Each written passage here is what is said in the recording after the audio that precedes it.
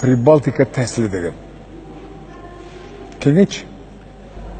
Прибалтика тәсілі деген енді сөзді мен өзім қолданып жүрмін. Енді ол нақты бір әлеуметтік тану немесе саяси танудың терминологиясы емес.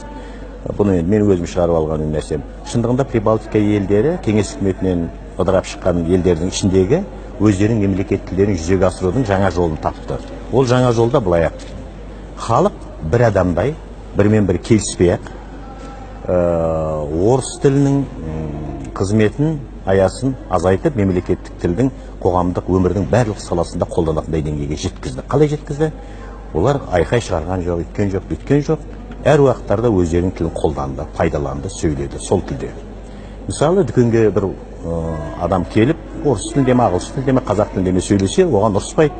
Шаңырағыңа қара, бұл Эстония, бұл Латвия деп айқайламайды. Үн-түнсіз тыңдап алады да, не өздерінің тілдеріне жауап береді, не жауап бермейді.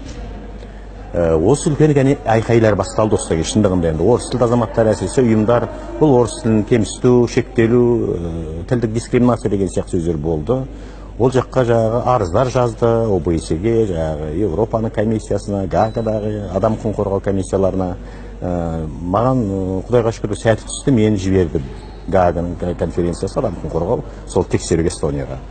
Біз 4 адам бардық, тексердік соны өз көзімізбен. Сонда эстондықтарды шақырып алып айтамыз: неге сендер осылай бізге арыз түсіп жатыр, сендер адам құқығын бұзып жатсыңдар ма? Сөйтіп айтады: жоқ дейді, қалай адам құқығын бұзамыз? Бізге бір адамға өзінің тілінде сөйлейді дейді. Ал сөйлеу тілі бұл адам құқығына жатады. Таңдау, қай тілде сөйлеуді таңдау бұл адам құқығына жатады. Сондықтан біз үндемейміз дейді, оның құқығын сыйлаймыз. Жаңа келіп орысша сөйлеген адамды. Бірақ біз өзіміздің тілімізде жауап берсін, ол да біздің құқығымызды сыйласын, қай тілде сөйлеу құқығымызды. Болды.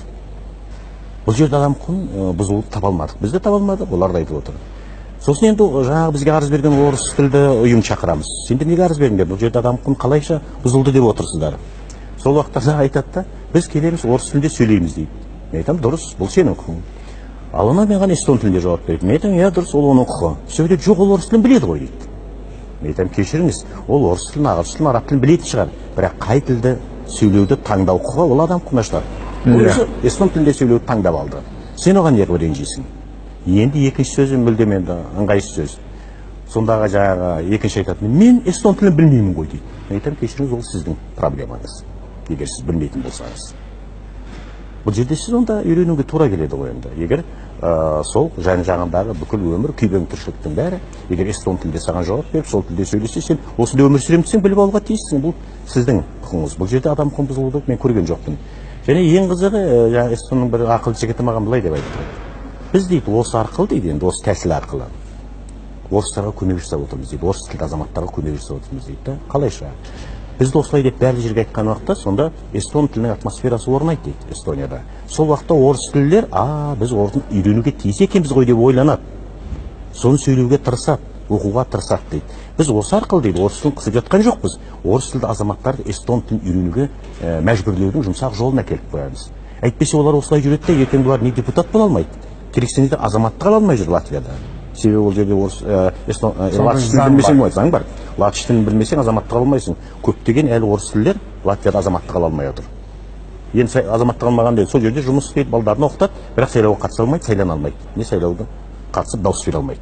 Қысқасы, олар айтады: біз осы арқылы оларды не дейміз, осындай эстон тілінің ортасына түсіріп отырмыз. Сол арқылы үйреніп болады да, балдары ертең президент бола ма, басқа бола ма, біздің көмегіміз дейді бұл. Біз